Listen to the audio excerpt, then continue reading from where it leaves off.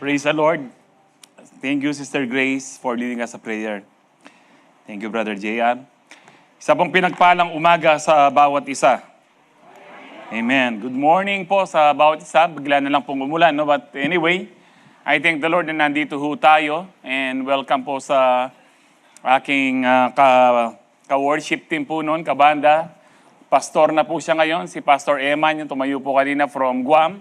Anak po siya ni Sister Rose Santelices na nasa Lord, na kailan lang po umuwi na kay Lord. Sila po ang 1970s pa, nandito na ho sila, isa sa mga pinakamatagal, na una pa kay na bishop, no, dito sa church at pinakamasipag sa gawain ng Lord. Ngayon, ang mga worker po nila, mga apo na. No, praise God. At ngayon po ay magpapatuloy po tayo sa ating series. Naumpisan po natin to last month, God is faithful. We need to understand and know and always remember that God is faithful to His Word, to His promises, to His character. Hindi nagbabago ang Diyos. And until the end, He is faithful. At ang part 2 po natin, naumpisan po natin just 3 weeks ago, God is faithful to provide. Kayang i-provide ng Lord ang lahat according to His riches, not according to your salary, not according to your income, but according to His riches. Ibig sabihin po, walang imposible, walang mahirap po sa Lord, kahit gaano kalaki ang pangangailangan po natin. Ang kailangan lang po, faith, because without faith, it is impossible to please God. Amen. So, last week na pag-usapan din po natin, God is faithful to heal. Bakit po tapat ang Diyos sa pagpapagaling? Because healing was paid for by Jesus on the cross. It is kasama po sa atonement. Napatunayan po natin yan sa mga verses sa Isaiah 53 that by His wounds we are healed. Nasabi po nila, ano lang po yan, tawag dito, spiritual. Pero nakita po natin yan sa Matthew 8 na yung pagpapagaling ng Panginoon is, ano po siya, lahat ng pagpapagaling niya is to fulfill yung pong sinabi ni Isaiah. Pwede kayong pahinaing fan Ken, eh? Medyo masigan niya po, mag-yelo ko. Isinipo na. In Jesus' name. So, ang kanyang pagpapagaling ay kalooban po niya dahil nga po yan ay binayaran na sa krus at hanggang ngayon. Do not believe the cessationists. Ang sabi po nila, wala nang work ang Holy Spirit, wala nang speaking in tongues, wala nang healing. Walang nakalagay pong ganyan sa Bible. It's only based on their experiences. Pero hindi po tayo nagbabase sa experience po natin. May pinag-pray tayo na matay, hindi gumaling. It doesn't mean na hindi nagpapagaling ang Diyos. We do not know the answer, but we know ang problema, laging ang tao, hindi ang Diyos. Sabi nga po, I've been praying for healing. Marami na pong pinagaling sa akin ang Lord. Marami po ang puso. No, ang puso ko po sa mga sugat ko, sa mga yung COVID, no, blood pressure, nag-normal na po. Since COVID, hanggang ngayon wala po akong maintenance. Marami na po. Itong dialysis na lamang po. Sabi nga po last week sa mga kongregasyon, kung mamamatay man ako sa dialysis, it doesn't mean na hindi nagpapagaling ang Diyos. May problema, tao. Maaring meron pa akong unbelief, meron akong doubt. Kasi hindi natin maaamin sa pride po natin na parang ang Diyos na may problema. Sabi nga sa mga pastor, pag nag-pray tayo ng may karamdaman, namatay siya, sasabihin natin, kalooban ng Diyos. Kalooban ba ng Diyos? 20 years old pa lang, 30 years old, ang kalooban ng Diyos. I will give you long life. No, I will satisfy you with long life. Ang kalooban po ng Diyos, healthy po tayo, hindi po. John 10:10, pinatay po siya ng dyablo. Ganun pa man, save naman siya. Kaya lang sayang yung mga plano ng ating Panginoon po dito. So, ang lahat po ng experiences po natin, kung hindi po yan naka-align sa Bible, huwag nating panghawakan. Experiences only na naka-align po sa Bible because the final say, yung final word, walang iba kundi ang salita ng Diyos.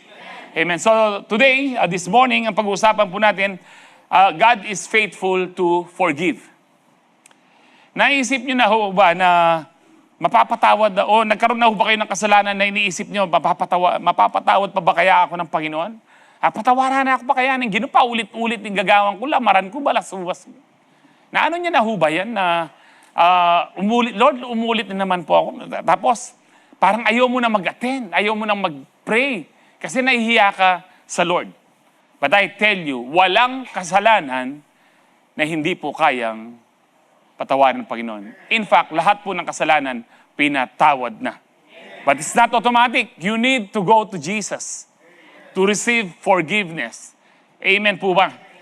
But, kung ganun, Pastor, kung lahat ay napatawad na ng Panginoon, what about the unpardonable sin? What is an unpardonable sin?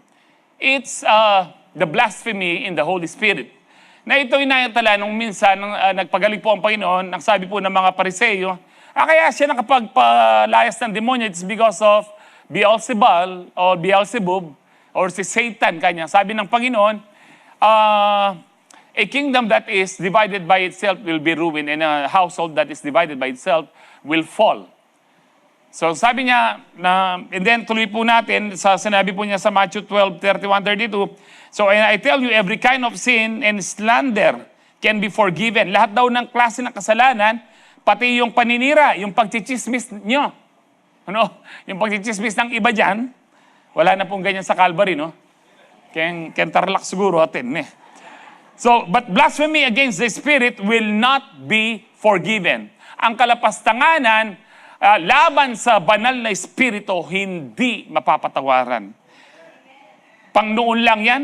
Tuloy po natin, verse 32. Anyone who speaks a word against the Son of Man will be forgiven. No, kay Kristo po sa kanyang pagkatao, ano man po yung sabihin po pwedeng mapatawad. But anyone who speaks against the Holy Spirit will not be forgiven either in this age, nung panahon po nila, or in the age to come. Ngayon po, hanggang ngayon. Yung pong kalapastanganan sa banal na Espiritu. But it seems na parang nakakatakot. Palagay nyo, meron na ba sa inyo na nakakommit ng blasphemy in the Holy Spirit? I don't think so. If you have committed the blasphemy in the Holy Spirit, wala po kayo ngayon dito. Now, let me explain. Medyo ano pong doktrina ito, medyo masela, no? Let me explain. Pero ang intro lang po natin. Unpardonable sin, Jesus talk about is ongoing, willful rejection of the Holy Spirit's testimony about Jesus, not a one-time mistake or slip. Bakit po ongoing and willful? Ito po ang mga Pariseyo, kaya sinabihan po ng Panginoon dito na yung kalapastanganan sa banal espiritu, wala ng kapatawaran. Sige, insultuhin niyo ako sa aking pagiging tao ngayon, pero yung kalapastanganan sa banal espiritu, walang kapatawaran yan. No, bakit po? Kasi, kaya nga ongoing, willful, ang dami na po nilang nakitang, ang dami na po nilang nakitang mga milagro na ginawa ng Panginoon at kino-convict sila ng Holy Spirit, this is the Son of God, this is the Messiah, reject po nila. In fact, alam po nila hanggang nag-resurrect siya. Kaya sabi ng Panginoon, kayo, mga condemn na kayo. Buhay pa si Kristo po noon, hindi pa siya pinako sa krus, sabi niya, kinondemn na po nila. Sabi po, ang ibig sabihin ng Panginoon, sa impyerno kayo. Napatunayan po yan nung nag-resurrect ang Lord, no, yung mga takot na mga sundalo na nagbabantay, mga soldier na nagbabantay sa tomb ni Jesus, nahimatay dahil sa nakita nilang angel, wala na yung bangkay ng Panginoon. Sabi, kinuwento po nila na talagang nag-resurrect ang Lord, wala na yung bangkay, nakakita kami ng ganyan. Anong sabi ng mga Pariseyo? Sabi nila, ay, nagkamali tayo. Bakit natin pinapako ang Messiah?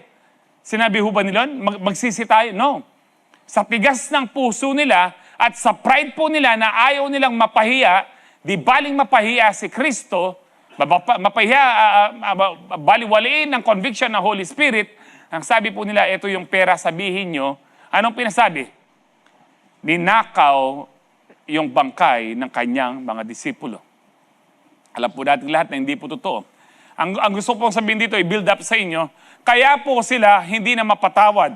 No? Tuloy po natin, unpardonable sin is a continual lifetime refusal to believe and submit to the Holy Spirit is unpardonable simply because the person refuses to accept the pardon. Kaya hindi po mapardon or hindi po mapatawaran ang isang tao, ayaw niyang humingi ng tawad.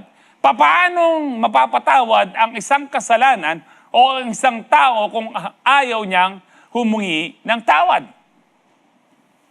Pero salamat na lamang po, dahil po kay Kristo, nakakahingi po tayo ng tawad sa Diyos. Diretso.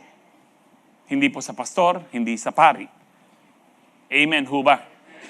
Nung pong kayo ay Katoliko, nagpunta na ho ba kayo sa confessional? No, at ano ho kayo? Alam niyo po, merong isang kwento po, no, nahuli kasi ng pari, yung sakristan, nangungupit po ng offering. Sabi ng pari, pagkatapos ng misa, punta ka sa confessional. No, mag-uusap tayo. So, naupo yung pari sa gitna, di ba? Dalawa pong ano yon. So, nandito po yung, sabi ng father, alam mo, kanya, kailangan ka mag-confess kasi nakita kita, kinukuha mo yung mga pera sa offering. Ano po, father, kanya? Sabi niya, actually, kapangpangan niya, magmaklak-maklakan ka pa mo, makanya. Yung pong kung pwede lang po ituloy ko sa kapangpangan kasi maganda siya sa kapangpangan, no? Ali po, father, da ka talaga daramdaman, kanya. Pakiulit po, letang offering, kukupitan mo lang. Kaya pala pa nilang malati. Ano po, father, ako mo daramdaman, magmaklak-maklakan ka pa mo. Ali po, father, bisa kayo palit na mo, nung barong 4 na, may palit lang. So ngayon, yung nasa gitna, yung sakristan, yung father, sabi, pag-upo po nila, sabi nung sakristan, Father, kanya, ano pong ginagawa nyo sa kwarto ni sister sa gabi, kanya? Sabi ng father, ay wapin! Ako tadaramdaman kayo, hindi kalingwan tahan mo, ako daramdaman na. Well, anyway, wala na pong ganyan, diretso tayo kay Lord. Doon, diretso tayo pwede mag-umpisa kay Lord. There are 3 pointers about why this was unpardonable, yung pong kwento kanina. Sabi mo, it's attributing the work of the Holy Spirit to Satan. Pag sinasabi mo, yung gawa ng banal na Espiritu ay kay Satanas. No? Sabi nila, kaya siya nakakapagpalayas dahil papalayas ng demonyo dahil kay Satanas, kay Beelzebub or Beelzebub. And then, it's continual unbelief that rejects the Spirit witness. Sinabi, reject po yung conviction ng Holy Spirit. It's a settled state, not an accidental word. Hindi siya sinasadya siya. Walang pakialam. In fact, wala nang konsensya po talaga. No, yung famous saying po, sabi, the only sin cannot forgive is the sin of refusing to be forgiven. Yung sinabi ko po sa inyo kanina, hindi mapapatawad yung kasalanan na hindi hinihingi ng tawad. Kailanman, hindi po papapatawad kasi hindi mo nga hinihingi ng tawad. Kahit ano po yan, hindi ka nagpapakonvict sa Holy Spirit. Pero kung nag-aalala ka, nakakommit na kaya ako ng paulit-ulit yung kasalanan ko? Nakakommit na kaya ako ng unpardonable sin or blasphemy the Holy Spirit? Kapag may kanyan pa kayong conviction, hindi pa. Yung nag-commit na po ng unpardonable sin, walang pakialam yan. Oy, ang tagal mo nang nag-church, busy ako. Sa luloob niya, hindi ko kailangan ng Diyos. Mayaman ako, kaya kong buhay, malakas ako, wala akong karamdaman. Di na nagpe-pray po yan. Di ko kailangan mag-pray sa Diyos. Kaya ko naman ang buhay ko. Kilala niya si Kristo. Alam niya ang Diyos, pero rine-reject niya. Walang pakialam. Matigas na ang puso. Parang yung mga Pariseo, nakita na, nalaman nila na nag-resurrect ang Panginoon, pero hindi pa rin sila nagtiwala. Hindi pa rin sila nag-surrender. So the unpardonable sin isn't a sin that is too big for the blood of Jesus.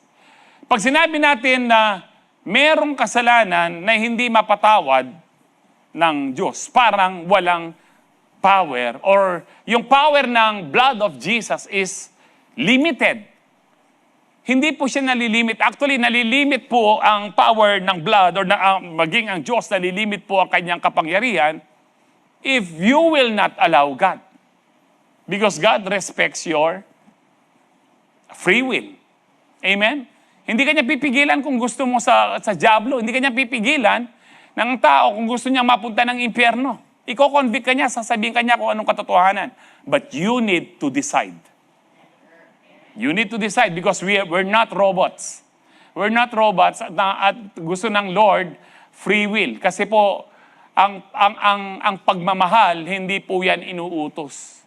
Ang pagmamahal po, kusang binibigay po yan. Gusto ng Lord, yung pag-ibig natin sa Kanya to love Him with all our heart, soul, mind, and strength is kailangan po kusa po.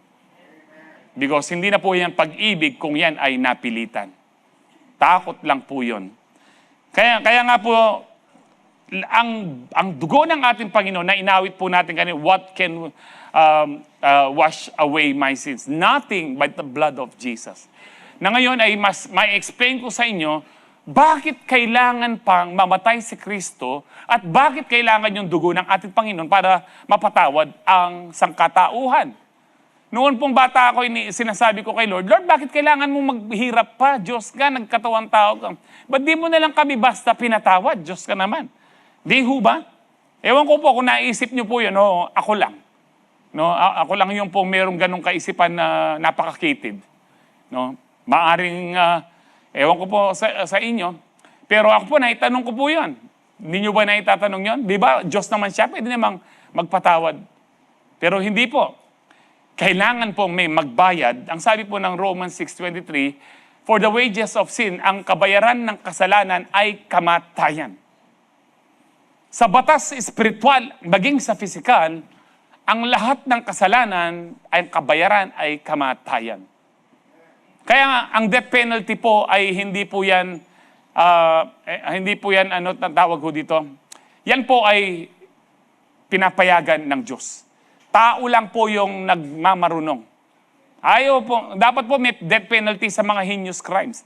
In the Bible, in the Old Testament, yung isang anak na lapastangan sa kanyang magulang, no, pasaway sa kanyang magulang, minumurang magulang, ang utos ng Diyos, batuhin ang mga batang yan hanggang mamatay. Mas matalino pa ba tayo sa Diyos o mas mabait pa ba tayo sa Diyos? Pero ngayon, pinapabayaan na lang po natin. Ayaw, yung mga human rights, ayaw ipakulong, yung mga nag-rape, pati kahit na-rape yung kanyang sariling apo o anak, mga kriminal na walang... Ngayon po, no, para makakuha lang ng motor, kunwari sasakay po ng tawag sa mga yan? Maxim, no? Then, sasaksakin po. Walang, yung lately lang po, 2 ang sinaksak niya para makadalawang motor. Wala nang konsensya ang mga tao po ngayon.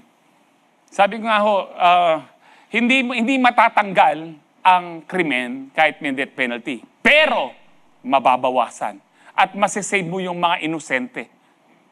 At saka, yung kriminal, pag ma-death penalty, pwede pa siya maligtas. May chance siyang magsisi ng kanyang kasalanan. At ito ay biblikan. Kung minsan mas mabait pa ho tayo sa Lord eh. Minsan, sa mga Sabbath service po, naitanong ko na po ito ilang beses na. Kung kayo ang, kahit po sa mga pastoral staff at saka sa council, naitanong ko na po ito, kung kayo ang Diyos, gagawa ba kayo ng impyerno?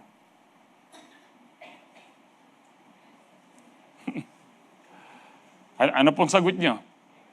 Sino po sa inyo, kung kayo ang Diyos, hindi gagawa ng impyerno? Sino naman po sa inyo, kung kayo ang Diyos, gagawa kayo ng impyerno? Sino sa inyo ang hindi nyo alam ang sagot? O makinig po kayo. Kung sasabihin ninyo na kayo ang Diyos, kung ako ang Diyos, hindi na ako gagawa ng impyerno. Parang sinasabi mong mas matalino ka pa sa Diyos na lumikha ng langit at lupa, at parang mong sinasabing mas mabuti ka pa at mas mababait ka pa sa Diyos na nagkaloob ng kanyang bugtong na anak sa makasalanang tao. Lahat ng gawa ng Diyos, tama at mabuti. Hindi man natin naintindihan kung minsan, lahat ng gawa ng Diyos, tama at mabuti. Kung di tama at mabuti ang Diyos, lahat tayo ngayon patay na dahil lahat tayo may mga kasalanan, pasikreto. Kahit na Kristiyano na tayo, may mga kasalanan para tayong nagagawa. Alam niyo, kung ako ang Diyos, tiniris ko na po kayo. Pati na po yung sarili ko. Pero mabuti po ang Diyos. Kasi po ang impyerno, hindi linikhayan para sa tao. Linikhayan para sa mga fallen angels at saka sa mga evil spirits. Pero, ang tao na ang may desisyon, walang taong masisisi niyang Diyos pag nasa impyerno siya. Alam nila, para doon sila. Maraming pagkakataon nagbibigay ang Diyos sa buhay po natin. Naririnig mo ang Diyos, nare-remind ka ng kapwa mo na mayroong Diyos, na magsisi ka, magsimba ka, tanggapin mo si Kristo. Kaya nga po, huwag kayo pong mag-alala na tayong mga Kristiyano na nakomit ng unpardonable sin. Imposible po sa isang Kristiyano na makomit ka ng unpardonable sin kasi meron kang conviction of the Holy Spirit. So, sumurrender ka na nga kay Lord. Amen? So it's the ongoing willful rejection of the Holy Spirit who is calling you to Jesus. Iyon po ang unpardonable sin. Think of it like this. Ito po yung example. Parang perfect hospital. No? A hospital can heal any disease. But if someone refuses to ever go to the hospital, they won't be healed. The problem isn't the hospital. Sino may problema? The problem is refusing the cure. Merong kagalingan pero ayaw nilang pumunta ng hospital. Merong kapatawaran pero ayaw nilang pumunta kay Kristo. Yun po ang problema. Ang good news, 1 John 1:9, if we confess our sins, He is faithful and just and will forgive us our sins and purify us from all unrighteousness. Let's pray. Father God, we pray that you bless the word that we are about to receive. Father God, open the eyes of our understanding that we may receive the full blessings, the full revelation from your word. And as I speak your word, let there be healing, let there be deliverance and salvation be upon your people today, especially sa mga first-timers. Lord, let them know that you love them, that you have a wonderful plans for them. Salamat po, Panginoon. We give you all the glory, honor, and praise in Jesus' powerful name we pray. Ang lahat po'y magsabi ng Amen. Palakpakan tayo po, Lord. Alam niyo po, may mga reliyon ngayon, may mga pastor na balasubas. Sasabihin po nila, ito pong 1 John 1:9, hindi po daw yan para sa atin. Minsan lang daw po ang repentance. Kung basahin mo ang Bible, hanggang Book of Revelation, if you do not repent, sabi ng Panginoon, if you do not repent, ewan ko saan nila galing yung doktrina po nilang yan, no? Galing kay Calvin, kung kilala nyo si Calvin during 15th and 16th century. Inano niya na kapag kay Kristo ka na kahit anong gawin mo, no, kahit pumatay ka ng tao, mag-rape ka, narinig ko po ito sa ibang pastor na naniniwala kay Calvin, ligtas ka pa rin daw. Mga balasubas, mga demonyo. No, sana daramdaman nyo ko, taga Pilipinas ko. No, Angeles City, ano pa, Agapito del Rosario, Calvary Temple. That this is the word of God. Sabi niyan, if we confess our sins. Kung hindi, ang kausap po ni John dito, mga Kristiyano. Tapos, hindi sinabi ni John, if you confess your sins. Sinama niya ang kanyang sarili. If we. Kasi po, kahit si John, nung panahon niya, nagkakasala pa rin. If we confess. So, para sa atin po ito. Ang maganda po nito, God is faithful and just. Matuwid ang Diyos. Bakit kasama po ang just dyan? Mamaya-maya po, medyo explain po, bakit pati yung pagiging matuwid nandyan. And will forgive us our sins. Hindi po sinabi dito ang if we confess our sins, God will think about it. If we confess our sins, pending ka muna, nakapila ka sa mga billion-billion na humingi ng tawad. No, if you confess your sins, agad-agad, kung ikaw ay sincere, He is faithful and just, na patawarin ka and linisin ka. Amen po. Confession doesn't make God willing to forgive. It is not about our confession. Kung bakit tayo pinapatawad. The cross made Him willing. It is because binangid na ni Kristo, no, sa krus ang ating makasalang. Confession just agrees with what He already did. Actually, ang word confession po dito, if we confess, if we admit that we are sinners, if we agree with God that we are sinners, yun po ang Greek, ibig sabihin po sa Greek dito, that to confess is to admit that you are a sinner, to agree with God that you are a sinner. Do you agree na tayo po'y nagkakasala pa rin? But do you agree na mapagpatawad ang Diyos? Amen, no? Kaya nga, you don't earn God's forgiveness by being perfect. You receive it by being honest. Confess and trust the God who is faithful in all He does to wash you and walk with you again. So na point number 1, 8:01, nakabilis po. No? Anyway, bibilisan ko po itong ating medyo kasi mahaba po ito, maraming explanation. Why is God faithful to forgive? Number 1, because of His unchanging nature. Pare po yung topic natin last, unchanging character. Nature po ng Lord ang mapagpatawad. Ibig sabihin po ng nature, natural. From the word natural, nature, natural sa Diyos ang magpagpatawad. Sa tao ba, natural sa tao magpagpatawad? Hindi po. Natural sa tao yung magkingkim ng sama ng loob. May buwisit siya. Makasuray. Patsaya kakip kaya kukuluko daya yan. Bubukalyadaya, sabi na pong makanya. Pero sa Kristiyano, hindi po. Alam niyo po, alam po natin yan, nasa 1 John chapter 2. Chapter 2 nga ba? O or chapter 3. Sabi po dyan, yung murderer, no? Anyone who hates a brother is a murderer, and no murderer has eternal life residing in him. Ang kausap po dyan, dito rin ay mga Kristiyano. Kung ikaw ay Kristiyano pero meron kang galit sa puso, wala kang kaligtasan. Kaya hindi totoo po yung once saved, always saved. Once saved, stay saved. Ayan po, 1 John 3:15, no? Baka sabihin nyo, nanguhula ako, salamat po sa verse. Anyone who hates a brother or sister is a murderer, and you know that no murderer has eternal life residing in him. Sabi ni John, you know. Do you know? So hindi po totoo ang once saved, always saved. Magkaroon ka ng puot. Isa sa makasalanan na hindi ka maliligtas, yung pong meron kang ayaw mong patawarin. Kaya magpatawad ka na kung paano ka pinatawad ni Kristo, kapatid. Pota, malakwan ka. Amen? Salamat po sa mga naglang amen. So, because of his unchanging nature, talaga mapagpatawad ang Lord. Hindi siya nagbabago.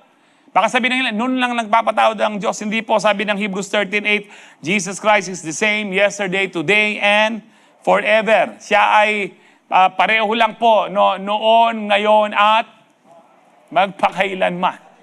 Amen. Malakay 3:6, no, I the Lord do not change, so you descendants of Jacob are not destroyed. Alam niyo po, ang context po dito, yung mga anak ni Jacob o mga Israelites, hindi na nag-offering ng tama kay Lord. Nag-offering sila ng pilay na tupa, hindi perfect. Sabi niya, subukan nyo nga i-offer yan sa mga leader niyo sa government, sa mga governor niyo, kung tatanggapin. Kasi noon po, nag-offer sila sa kanilang mga hari, mga emperador. Kapag hindi po nagustuhan po ng hari ang offering mo, pwede kang mamatay.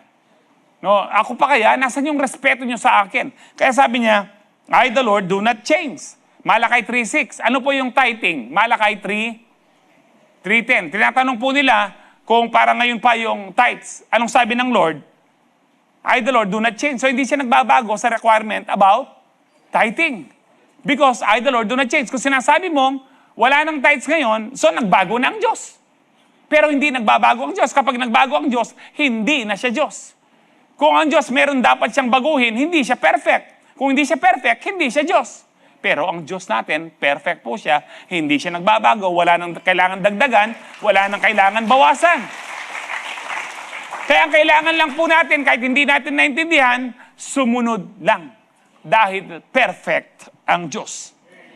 Amen. Nalaman na po natin itong mga verse ito nung nakaraan po, no? Now, tingnan po natin ilang verse na ang Diyos po ay talaga pong mahabagin, mapagpatawad. Malakay 7:18, who is God like you, who pardons sin and forgives the transgression of the remnant of his inheritance? You do not stay angry forever, but delight to show mercy. Sino ba ang Diyos na katulad niyo? Alam niyo po, wag nating sabihin sa ibang religion, ay yung, halimbawa po sa Muslim, sabihin niyo, ay yung Diyos mo tsaka Diyos namin, pareho lang naman. Hindi po, malayo. Malayong malayo. Ang Diyos ng Muslim, gusto niya ikaw patayin. Tayo patayin. Mang-infidel tayo, basta't hindi Muslim, dapat patayin. Yun po si Allah. Allah talaga. Kaya Allah talagang makanya na Diyos. Pero ang Diyos natin, ang sabi niya, maging yung kaaway mo, mahalin mo. Pareho ba? Hindi. O kaya yung Diyos po ng mga iglesia ni Voltes 5.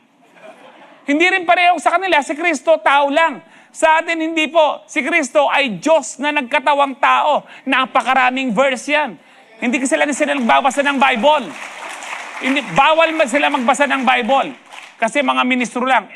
Pero sabihin nyo sa mga kakilala nyong mga incomplete, INC, sabihin nyo sa kanila, basahin nyo ang Bible. Kaya walang nakasulat na ministro lang o pastor lang ang pwedeng magbasa ng Bible. Lahat dapat magbasa. Para makita nyo kung niloloko lang kayo ng pastor, pati po kami. Basahin nyo po.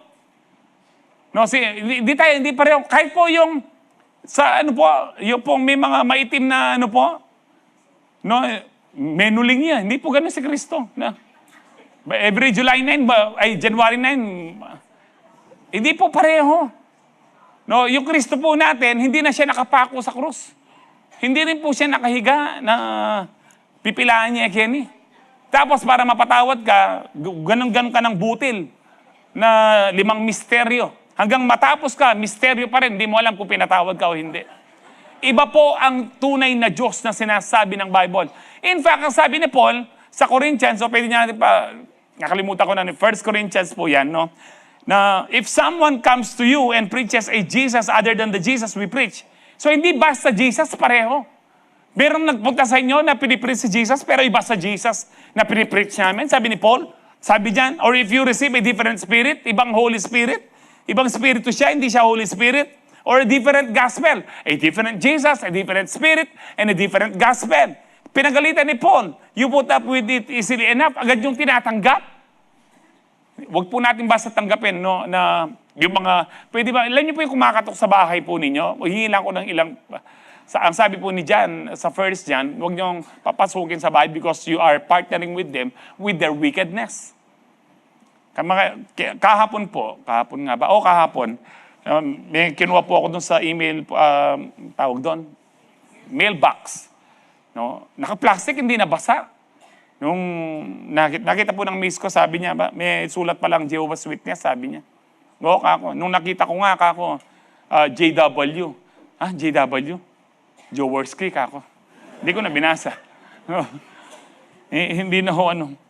Ang Diyos po natin, walang katulad, sabi po dyan, nagpapatawad ng kasalanan, no? Na hindi po siya, He will not stay angry forever. Actually, dito po sa Psalms 8:6-5, sabi niya, you, Lord, are forgiving and good, abounding in love. Nag-uumapaw sa pag-ibig ang Diyos to all who call to you. And then sabi po dyan, Psalms 103 verse 8, the Lord is compassionate and gracious, slow to anger, abounding in love. Alam niyo po, totoo pong abounding in love ang Panginoon, mapagmahal siya, mapagpatawad siya. Pero hindi totoong hindi siya nagagalit. Nagagalit siya, but is slow to anger. Ang sabi po nila, ng Diyos sa Old Testament, ang daming pinapatay. Maghintay kayo sa Book of Revelation, mas maraming papatayin ang Diyos. Masama ba ang Diyos? Di po, matuwid siya. Sa Book of Revelation, huwag kayong mag-alala, tayo mga Kristyano, wala na tayo dito. Yung pong plagues, about, about 19 plagues. Kasi, unang plague, seven seals. Actually po, 1/4 of the population namatay. Kung 1/4 po, 8 billion tayo, 2 billion agad ang namatay. On the 7th seal, nabuksan yung 7th seal, lumabas ang 7 trumpets. Sa 7 trumpets po yun, yung 6, ang daming plague, ang daming billion ang mamamatay. On the 7th trumpet, nung hinipan ng anghel ang 7th trumpet, nabuksan po ang 7 bowls or 7 vials, yung huling 7 galit ng Diyos na bilyon-bilyon ang mamamatay. Na isa sa mga plague, maghahanap ng kamatayan ang tao, no, hindi siya mamamatay. Alam ko napakita nyo kagabi yun, no? Meron ko yung verse dyan, baka sabihin nga ng mga ito, manulako, no? Limabak mong maranon. Maghanap, alam niyo po, parang ang iniisip po dito, sabi diyan, in those days, men will seek death and will not find it. They will desire to die and death will flee from them. Ang kamatayan po para po siyang person. No, ewan ko siya kung siya yung merong panungkit ng bayabas at tapos nakatalukbong. Pero actually, ang kamatayan, no, sa great white throne judgment, itatapon po siya sa dagat-dagatang apoy, sa Gehenna, sa lake of fire. Hindi po sa Sheol or Hades na temporary torment, place of torment po ngayon, na nasa ilalim po ng earth. Now, ang kamatayan, kaya nga po dito, wala ang kamatayan. Isipin niyo po ito, ang imagination ko dito, tumalon ng building, nagkabali-bali, buhay pa rin, pero ang sakit ng nararamdaman niya, bali-bali siya. Pinugot niya ang ulo niya, buhay pa rin, tatanla na mabiyak ko pa. Can you imagine this? Isa sa mga plague din po na nakakatakot po din po ang mangyayari dito, yung araw, matindi ang init. Mas matindi pa sa nangyayari sa Europe ngayon. Lahat halos masusunog. At ang isa pang plague, yung pong, di ba umuulan po ng yelo ngayon? Na parang mga jolens lang, o kaya sinlaki po ng golf ball, ang pinakamalaki. Pero sa galit ng Diyos, ang ibubuhos ng yelo, isang patak ay 50 kilos. isang kaban. Tamaan ka nun, palagay mo, mabiya ka pa kanta. Salamat na mo, wala ka pa kanta. Pero nung malakwang ka, balo mo ng gawan mo, sinabi ko na kaya kayo. But I pray na makaturo pa rin po ng eschatology or pagkatapos po ng depth or ng study of the end times or about the book of Revelation para mas maunawaan po natin. Kapag pag hindi ka paligtas, natatakot kang basahin ng book of Revelation. Pero pag ligtas ka na, matutuwa ka kasi lahat ng plague na yan, hindi mo mararanasan. Kasi binayad na ni Kristo sa krus ng Kalbaryo. Pinatawad na tayo. So the God who was merciful yesterday is merciful today and will be merciful forever. Number 2, why is God faithful to forgive? Because of what Jesus paid on the cross. Ano ba ang pinambayad po sa kasalanan po natin? Kanyang, sabi nga po ni Peter ang description niya, the most precious blood of Jesus. Ephesians 1:7, in Him we have redemption. Meron tayong pagtutubos. Tinubos tayo through His blood. No, binayaran tayo, no? Tinubos tayo ng Panginoon sa kanyang banal na dugo. The forgiveness of sins according to the riches of His grace. Colossians 2:13-15, you were dead because of your sins and because your sinful nature was not yet cut away. Dati patay kayo, no? Patay yung spirito nyo dahil sa kasalanan. Pero ngayon, dahil yan sa sinful nature nyo at hindi pa na-cut away yan, then God made you alive. Naging born again kayo. Nabuhay ang spirito nyo. Ito po yung born again. Born again, born from above, born in the spirit. No, pare-pareho lang po yan kapag nababasa nyo sa Bible. So dito po, God made you alive with Christ. Born again din po yan. For He forgave all your sins.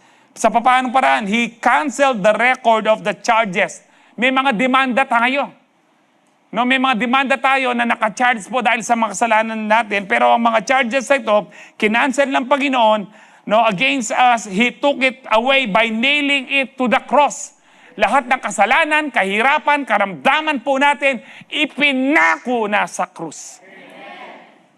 Kaya nga po, alam niyo po, kung yung tanong po natin, katulad yung tanong ko po noon nung bata ako, Lord, ba't di mo na lang? Kasi po, inuulit ko, ang kabayaran ng kasalanan ay kamatayan. Kaya nga po sina Adan at Eva, hindi po, o sige na nga, huwag na kayong umalis dahil ako ay pag-ibig. Dito na kayo, total prutas lang yan. Ano ba naman yan? No? Hindi po, ang ano po doon, rebellion. Hindi sinunod ang Diyos. Isang utos lang. Napakaraming halaman na mga puno na masarap ang bunga, pinakialaman pa yung pinagbabawal ng Diyos, the tree of knowing what is good and what is evil. The fruit of the knowledge of the good and evil. Pinaalis ng Panginoon kasi hindi pwedeng magsama ang banal sa makasalanan. Ngayon, dahil ang Diyos po ay just, matuwid po siya, kaya inalis po. Kasi po, hindi po pwedeng, sasabihin, masisira po kanyang nature, sasabihin ni Satanas, so, ba't mo ba sa pinatawad ng mga yan? Wala pang nagbayad. Alam niyo po, ngayon po, parang laway na lang yung sorry natin. Pero noong unang panahon, may bayad po yan. Mamaya ma-explain ko sa inyo. Hindi, kapag nagperwisyo ka sa kapwa mo, siniraan mo, or kung anong nagawa mong hindi maganda sa kapwa mo, hindi pwedeng sorry lang. May bayad. May restitution. Tapos meron pang interest yan. Kung utang yan, merong interest. Pero ngayon, di ba, kung minsan 10 years, 20 years na yung utang, ibiyene kaya kalaya man interest. Wala na siyang halaga. Pero kung in-interest yan, siguro babalik sa'yo, baka nasa by the hundreds of thousands na. Pero sasabihin lang sa'yo, sorry. Di ba kung minsan may pride pa tayo? Sorry na nga eh. Nag-sorry na nga ako eh. Sa unang panahon, hindi po pwede yun.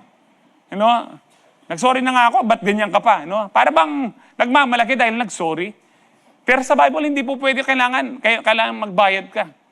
Ngayon, ang Diyos, para maging matuwid siya at para pag-ibig siya, para hindi masira yung kabanalan niya, ang sabi ng Romans chapter 3, yung pagkapako, chapter 3 verse 20 something, yung pagkapako sa krus ni Kristo, it is the demonstration of God's righteousness, God's justice.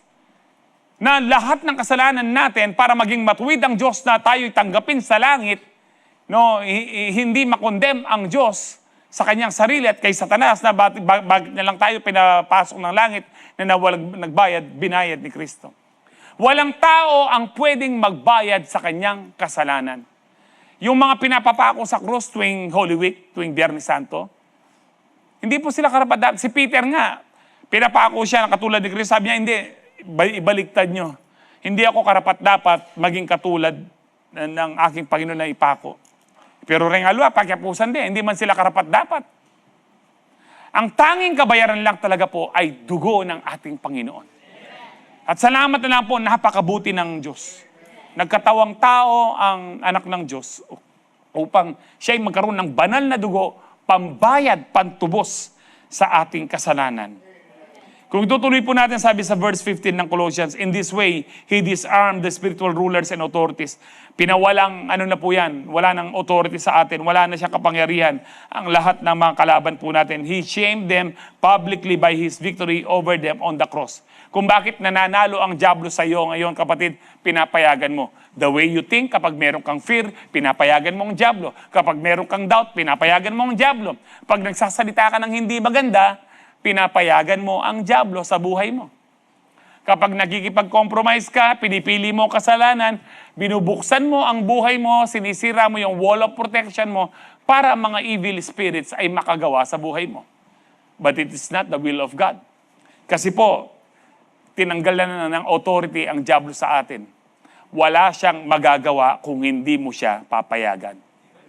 Marami nang namatay sa takot, lalo na nung pandemic. Hindi namatay sa COVID, namatay sa takot. Pinayagan ang spirito ng fear. Ang sabi ng 2 Timothy 1:7, God has not given a spirit of fear, but of love, power, and sound mind or self-discipline.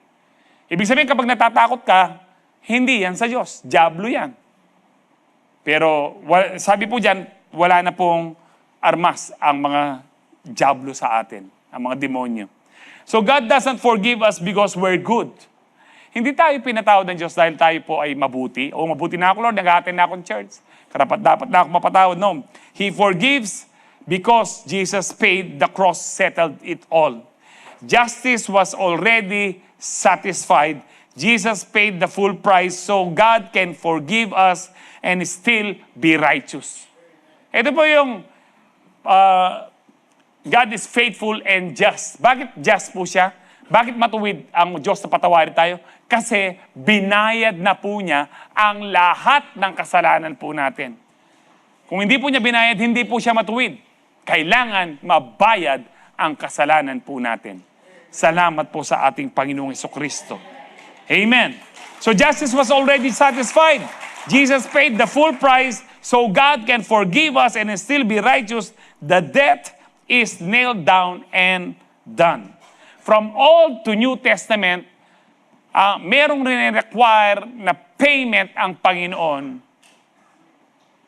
para sa kasalanan ng tao. Nung Old Testament, ang pambayad po nila, dugo ng hayop, ng baka, ng kambing o ng tupa o ng bato-bato, yung small dove na binabanggit po sa Bible. Hebrews 9:22 sabi niya, in fact, the law requires that nearly everything be cleansed with blood. And without the shedding of blood, there is no forgiveness.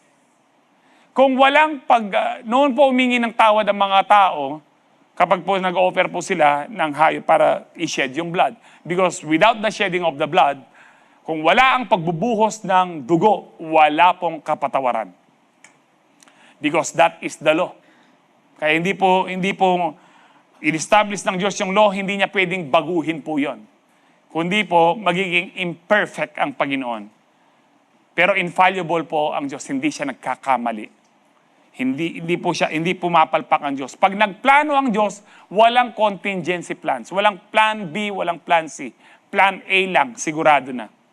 Kaya hindi siya nagulat nung nagkasala si Adan at Eva. Alam niya magkakasala, pero nag-usap na po ang Trinity na anak, gagawa tayo ng langit at lupa at mga tao, magkakasalang tao, at ikaw ang magtutubo sa kanila. Kaya tinawag si Kristo, the Lamb that was slain before the foundation of the world. Paano yun? No, parang hindi pa na ginawa ang mundo, napako na siya sa krus. Kasi po, kapag nangako ang Diyos, sigurado na yun. Consider it done.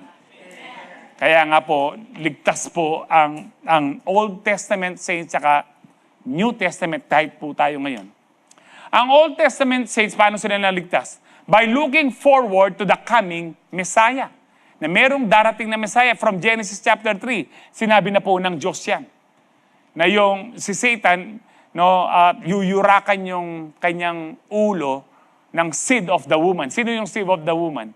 Si Jesus. No? At tayo naman po ngayon, from New Testament hanggang ngayon, we look backward to the cross. Na merong dumating na Messiah.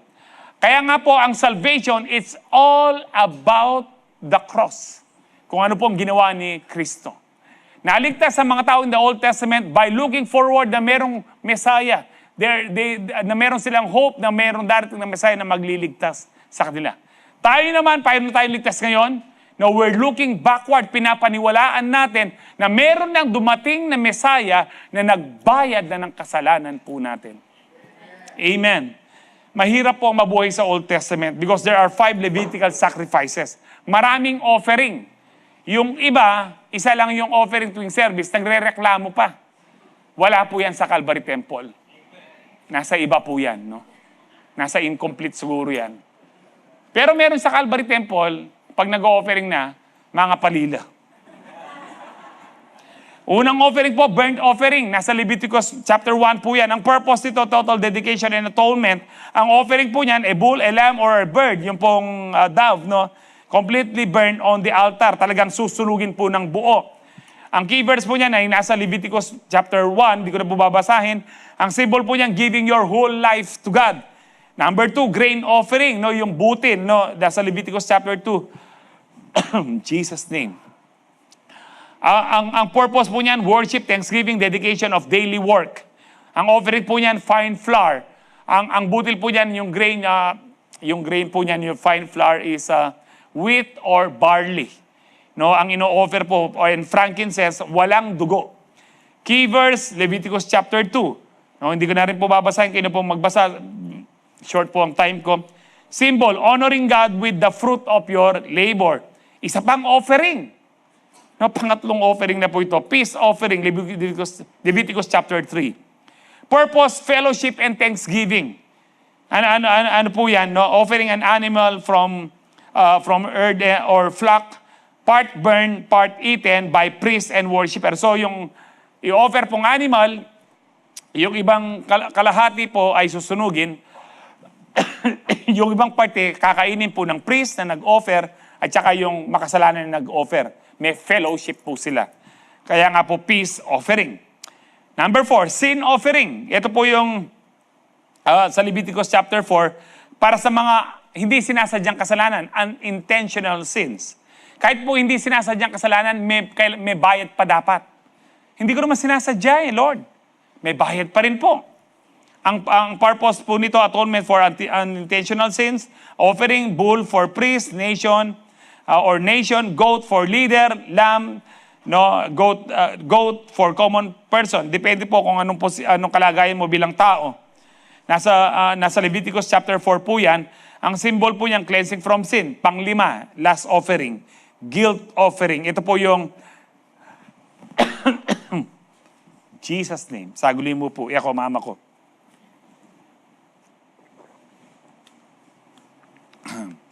Jesus name. Guilt offering, no, restitution for specific sins plus payment. May bayad pa. No? Ang ano po yan, ram plus payback. Babayaran mo yung pagkakautang mo, may halaga yung ginawa mong kasalanan. Tapos, meron siyang interest, 20%, 1/5. Did you know, in the Old Testament, kung nabasa nyo na, kapag delay ang tithes mo, halimbawa, next week mo lang ita-tithes, dapat po yan, merong interest. Ilan po? 1/5. Ano yung 1/5? 20%. Bali, lugi, no? 30% ang ita-tithes mo. Pero sa Lord, walang lugi po. Kahit huli man, yan po yan ay tatanggapin ng Lord. Amen. So, ang purpose po nito, no, ang key verse pala is Leviticus chapter 5. Ang symbol yan, you can just say sorry. Ito po yung sinasabi ko, hindi pwedeng sorry lang na swelo mo. Ano? Alam niyo po, in the New Testament, hindi rin basta sorry. May mga kasalanan tayo in the New Testament ngayon na dapat binabayaran mo. Ano po yun? Utang. Saan mo makikita sa Bible yan? Yung kay Zacchaeus. Di ba binisita ni Lord si Zacchaeus? Yung pong basketball player. No, hindi po, maliit na tao ito. Tax collector siya. Ang nilalaro lang po nito, pickleball. Yun lang ang kaya niya. No? Ngayon po, sabi niya, nung narinig niya ang Panginoon, Lord, magmula po ngayon, ang kalahati ng kayamanan ko, kanya, ibebenta ko, ibibigay ko sa mahirap yung kalahati. Yung kalahati, yung mga dinaya ko sa tax, 4 times kong ibabalik. Hindi sinabi ni Jesus, wag na, okay na yung nagrepent ka. Hindi, sabi ng Lord, today salvation has come to this house. Ibig sabihin, inaano niyang, Lord, tama. Kung meron kang ninakaw, meron kang inutang, kailangan bayaran mo. May ritaklamo po na yung kayo. Ali, sana yun na ako papauwi sa sigilan. Ba't di mo hilingin sa Lord, Lord, i-bless mo ko para mabayaran ko yung utang ko at magbuhat ngayon, Lord, hindi na ako mang-uutang dahil alam ko, you will provide not according to my salary. Kung yung salary mo, below or minimum lang yan, may mga testimony tayo dito, ilan na po, at I think 3. Nasa minimum lang sila pero napagtapos ang kanilang mga anak ng colleges. Dahil sa Lord, kapag nagtiwala ka, He will provide, i-stretch po niya. Kung paano minultiply niya yung bread and fish, i-multiply din niya yung bread mo, yung datong mo. Dahil tapat ka sa Diyos. According to His riches, hindi na babankrupt ang langit. Kahit anong hilingin mo, hindi sasabihin ng Lord, aldoldo na kang manyad, araw-araw na lang. Di mo ba nakikita sa langit, mapula yung nagtitipid kami ng mag-brown out na rin, Kenny. Wala pong ganon. In the kingdom of God, progressive po yan. Tumaas man yung diesel, kahit maging 1,000 yan, bibigyan ka pang diesel, pang gas ng Lord. Dahil sa Diyos, hindi kanya pababayaan. Magtiwala ka lang sa Diyos, kapatid. Si Jesus po ang nag-fulfill ng lahat ng offering nito. He is our burnt offering, total surrender. He is our grain offering, perfect life. He is our peace offering. In fact, sa Revelation 3:19, para may peace offering, may fellowship, ang Lord ang kumakatok, ang sino man, pagbuksan ako, papasok ako at magkakaroon kami kakain kami. Ito po yung kumain yung priest at saka yung tsaka po yung sinner. Yan, ang sabi po dyan, here I am, stand at the door and knock. If anyone hears my voice and opens the door, I will come in and eat with that person and they with me. Si Lord na ang gumawa, hindi mo na kailangan. Isipin niyo kung tayo po gawa. Kailangan manyesya kang kambing, manyesya kang tupa, manyesya kang baka. Depende yan kay kadagulong kasalanan mo. O nung masyado yung madagulong kasalanan mo, kailangan mong dinosaur.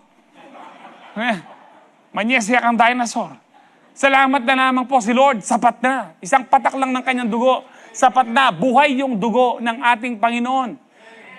Napatunayan na po yan, no? Isa pong, dahil nakasilagyo. Parang narinig ko. Ron Wyatt, na nakadiscover po ng Noah's Ark at saka po yung Ark of the Covenant, kumuha po nung tuyong dugo ng ating Panginoon, pina-check sa lab, buhay yung dugo. At hindi katulad ng dugo ng tao na merong parehong 23 chromosomes 23 sa babae, 23 sa lalaki. Yung po 23 sa babae, isa lang sa lalaki dahil galing sa Holy Spirit. Ang nakakamangha, 2,000 years old na, pero buhay yung dugo.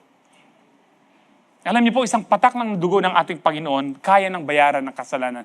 Pero sa pagmamahal niya, yung pinakahuli, yung tunusok siya dito, pati yung dugo sa puso niya, pumutok ang puso niya, lumabas pa ang pinakahuling dugo po niya. Sinasabi niya, ganito ko kayo kamahal. Lavishly. Sabi nga po, He lavishly loved us. Labis-labis. Sobra-sobra king kapangpangan, manya pukaki, kabaragbag, karakwak, piyabe mo, kabarakwak. Ganon karami ang pag-ibig ng Diyos sa atin, kahit mga balasubas tayo. Mahal na mahal tayo ng Panginoon. He is our sin offering, He is our guilt offering. Kaya hindi na tayo, pag humingi ka ng tawad, huwag ka ng pag-guilty. There is therefore now no condemnation to those who are in Christ Jesus. Kapag sinasabi ng Diablo, ikaw, ganyan ka, iparemind mo sa kanya yung dugo ng ating Panginoon. Sabi mo sa Diablo o Satanas, tandaanan mo, alalahanin mo yung dugo ng Panginoon ang nagbayad, naglinis sa akin. Amen. So, punta na po tayo ng Hebrews 10, 1-4. The law is only a shadow of the good things that are coming. Yung law, ng mga Levitical law kanina, shadow lang po yan ng paparating si Kristo. Not the realities themselves. For this reason, it can never, by the same sacrifices, repeatedly, endlessly, year after year, make perfect those who draw near to worship. Hindi, hindi sila nape-perfect. Otherwise, would they not have stopped being offered? Kung yung tupa na inalay po nila, nape-perfect po sila, hindi na dapat sila paulit-ulit. No, sabi dyan, otherwise, dapat stop na. For the worshipers, sabi po dyan, would have been cleansed once for all and would no longer have felt guilty for their sins. But those sacrifices are annual reminder of sins. Reminder lang po pala yung ginagawa po niya because it is impossible for the blood of bulls and goats to take away sins. Paano sila napatawad? Pastor, bakit pa? Kasi nga, symbol lang po ng Panginoon yun. Ang napatawad sila dun sa darating na Messiah. Na ginagawa nila yung simbolo, yung shadow. Pero hindi literal sa dugo ng baka o sa dugo ng tupa. Sa dugo na paparating na Messiah. Nakakasunod ho ba kayo? Amen. Praise the Lord. No, so the Old Testament sacrifices were only a shadow. They had to be repeated because they couldn't take away sin. But Jesus' once sacrifice on the cross cleanses us once for all, so we no longer live in guilt. Hebrews 10, 11, 14. Day after day, every priest, araw-araw, nag-o-offer. Ito po pala yung buhay nila sa Old Testament. No, ang priest po stands and performs. Laging nakatayo, walang pahinga yung priest. Walang pahinga yung priest and performs his religious duties. Again and again, he offers the same sacrifices which can never take away sins. But when this priest, sino po yung this priest na binabanggit dito?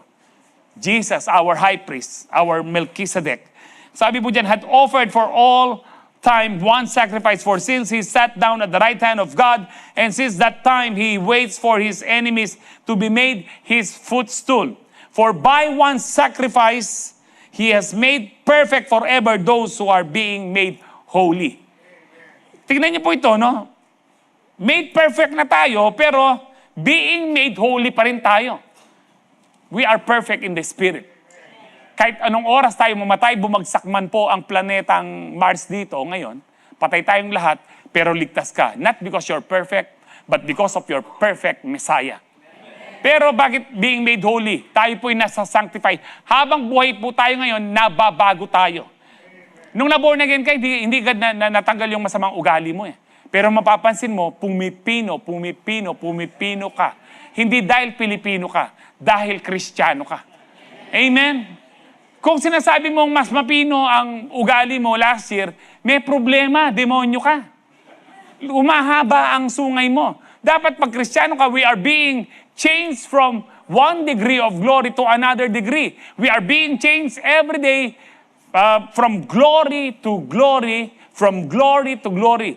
Tumitino ka. Kaya yun po ibig sabihin ng repentance, metanoia. Metino ka dapat.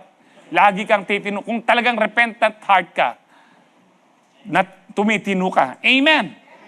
Kaya nga po dito, one sacrifice, perfect na po tayo.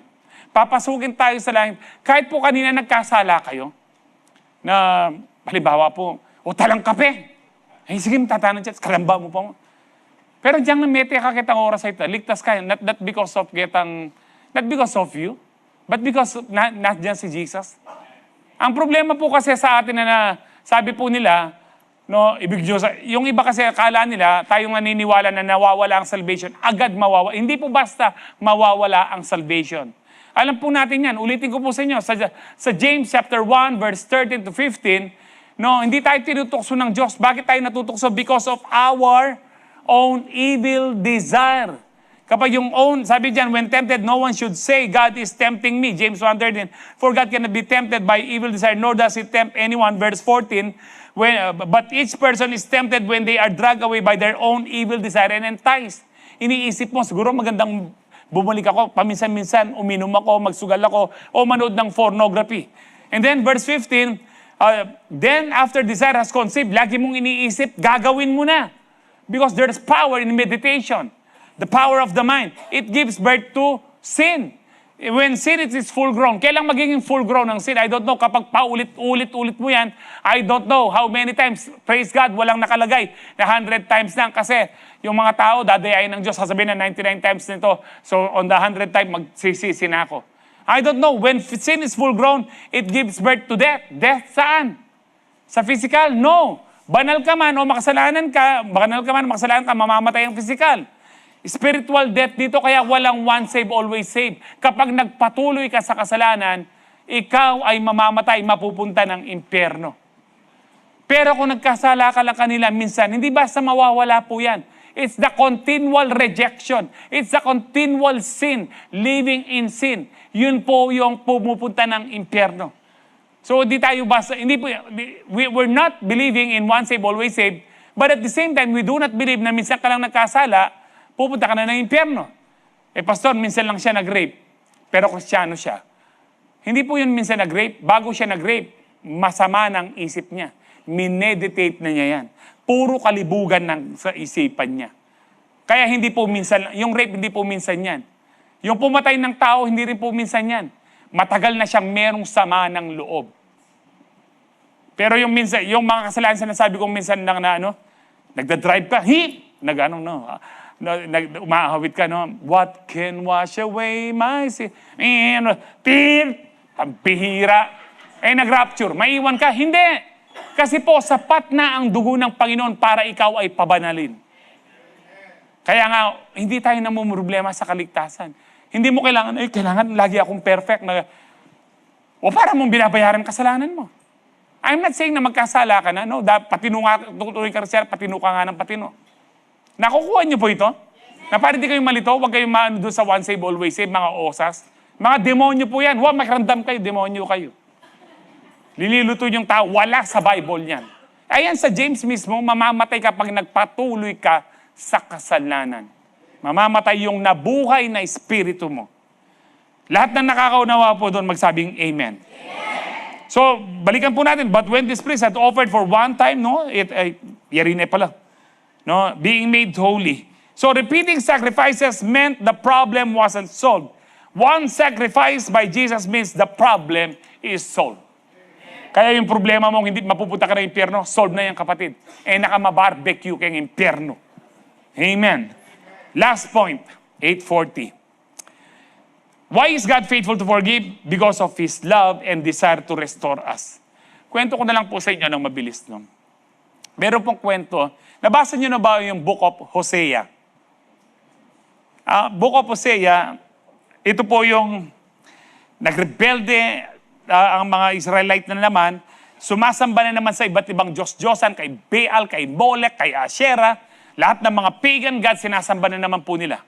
Sabi si Prophet Hosea, sabi ng Lord kay Prophet Hosea, kumuha ka ng asawa, si Gomer, kumuha ka ng asawa na prostitute. Pagkita ko po sa inyo yung verse. Shortcut po natin. Hosea 1 verse 2. When the Lord began to speak through Hosea, the Lord said to him, go marry a promiscuous woman and have children with her. In Jesus' name. For like an adulterous wife, this land is guilty of unfaithfulness to the Lord. Alam niyo po ibig sabihin ng promiscuous woman? Prostitute. Ang ibang salin pa po, ang ibig sabihin po niyan sa Hebrew, mahilig sa laman, sa sex, mahilig sa lalaki. Makarengking. Para po yung sa word po natin ngayon, ang sabi ng Lord, kumuha ka ng babaeng pokpok. Pakasalan mo at magkapamilya ka. Sabi ng Panginoon. Nakaanak po sila, may ibig sabihin po yung mga anak nila, tatlong, po yun, yung, ng Lord.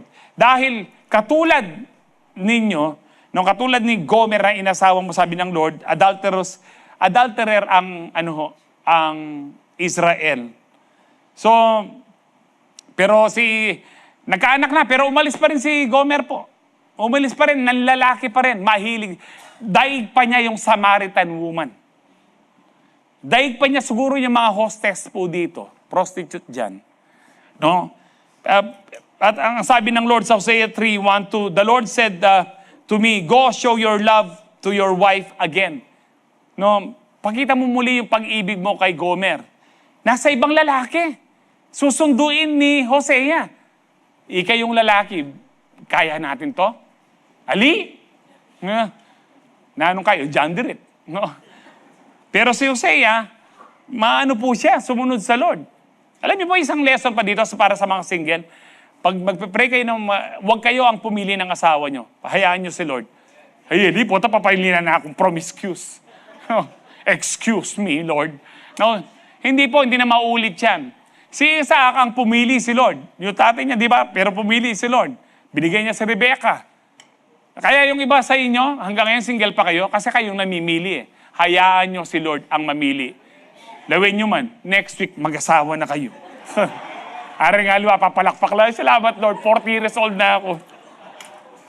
Huwag kayong mag-alala na hindi na kayo magkakaanak.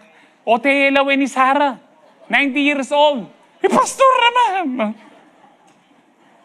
Sabi po ni Lord, go show your love to your wife again, though she is loved by another man, no? Nasa ibang lalaki siya and is an adulteress, love her. Ang sabi ng Panginoon, mahalin mo siya. Kahit may ibang lalaki siya, kunin mo siya. As the Lord loved the Israelites. Pinapakita lang ng Diyos, ganito ko kayo kamahal. Kahit ang ugali nyo, pok-pok, mga prostitute, mahal ko kayong sabi ng Panginoon. So I bought her for 15 shekels. Tinubos niya, no, of silver. Alam niyo yung 15 shekels of silver? Tingnan niyo po sa Google, $356. Kamuran, no? Magkano ang dollar ngayon?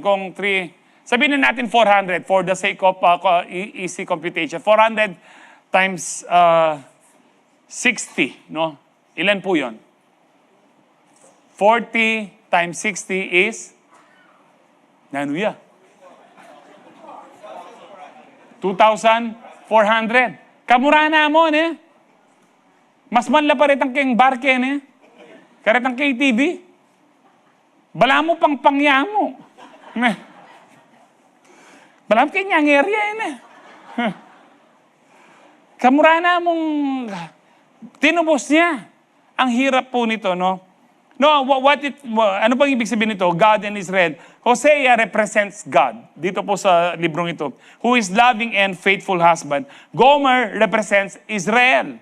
Who acts like unfaithful wife.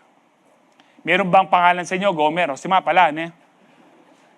Kagabi, meron dyan, wala ba? Si Romer. No? Pero sabi ko, buti na lang, hindi Gomer ang pangalan mo. No, lalaki siya, Nomer.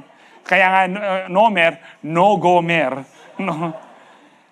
Adultery represents idolatry. Ano po ang adultery para sa Panginoon? In the Bible, when people worship false gods, adultery po yun. Idolatry and adultery, pareho po sa Lord. No, like the Canaanite god Baal na sinasambo po nila, it's like cheating on God. Israel took all the good gifts God gave them and take fake idols instead.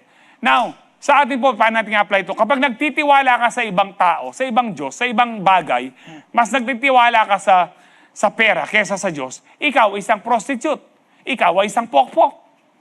Ang sakit, hindi ho ba? Kasi ganun tignan ng Diyos yung walang pagtitiwala sa Kanya. Every time na hindi ka nagtitiwala sa Lord, para kang nag-cheat sa Kanya.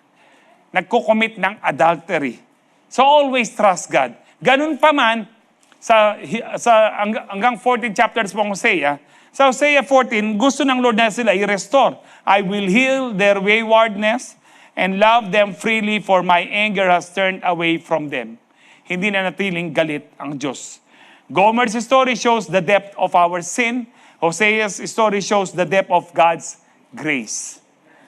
That's, we keep running, God keeps pursuing. Lagi tayong hinahabol ng Diyos. And when we're at our worst, God says, I'll pay to bring you home. Magbabayad. Actually, binayad na po ng Diyos to bring us home. Amen. Now, ang susi po dito, hindi lang po yung sinundo siya ni Hosea si Gomer. Buti na lang si Gomer sumama pabalik. Pero kung hindi sumama pabalik si Gomer, hindi siya na-restore. Katulad ng mga Israelites, kung hindi magsisi at bumalik sa Diyos, hindi sila ma-restore. Pero si Lord, gustong-gusto niyang ma-restore po tayo. 2 Corinthians 5:18-20, and all of this is a gift from God who brought us back to Himself through Christ. Tayo'y binalik sa Diyos sa pamamagitan ni Kristo, na-reconcile, pinagbati po tayo. And God has given us this task of reconciling people to Him. May assignment tayo, ipagbati ang tao sa Diyos. Tayo po kasi, bati na po tayo ng Lord. Kaya kapangpangan, sabitanan. Oy, sabitanan eh. Sa iba pong Tagalog, di po nyo alam yun, no? Sabitanan. Bati na tayo. So sabi diyan, for God was in Christ reconciling the world to Himself. No, rene-reconcile, rene-restore ng Diyos sa pamamagitan ni Kristo ang mundo, ang mga tao. No longer counting people's sin against them. Hindi na binibilang ng Diyos ang kasalanan ng tao dahil binayaran na ni Kristo. Pero hindi automatic, kailangan ng tao bumalik sa Diyos. Lumapit kay Kristo. Because Jesus is the only way, the truth, and the life. And He gave us this wonderful message of reconciliation. So we are Christ's ambassador. Mga ambassador po tayo. Amen? Ambassador tayo ni Kristo. Mga representative tayo ni Kristo. God is making His appeal through us. We speak for Christ when we plead, come back to God. Pwede natin sabihin sa tao, kahit hindi siya backslider, kahit Muslim siya, magbalik loob ka sa Diyos. Kasi lahat ng tao tayo po ay galing sa Diyos. Magbalik loob tayo sa Diyos, sabihin po natin. Amen po ba? So God's faithfulness to forgive is not maybe. It's a mission. It's a mission. Through Christ, He already reconciled the world to Himself. And now He's pleading with every person, tayo po, come back to God. No sin is too big because His love is bigger. Tandaan niyo po ito kapag nakakagawa kayo ng kasalanan paulit-ulit o napakalaking kasalanan na nagawa niyo, kayang patawarin ng Diyos. Lumapit lang kayo kay Kristo. Walang kasalanan na hindi kayang mapatawad ng Diyos. Amen po ba? Hindi ba kayo nagagalak na pinatawad na tayo ng Panginoon? Di ba masarap po yung pinatawad na tayo? Ito pa yung masarap, ligtas tayo kahit anong mangyari, uuwi tayo sa presensya ng ating Panginoon. Amen! Amen! Praise the Lord! Mag-review na po tayo. God is faithful to forgive because of His unchanging nature, because of what Jesus paid on the cross, because of His love and desire to restore us. Last verse, habang piniprepare po ang Holy Communion.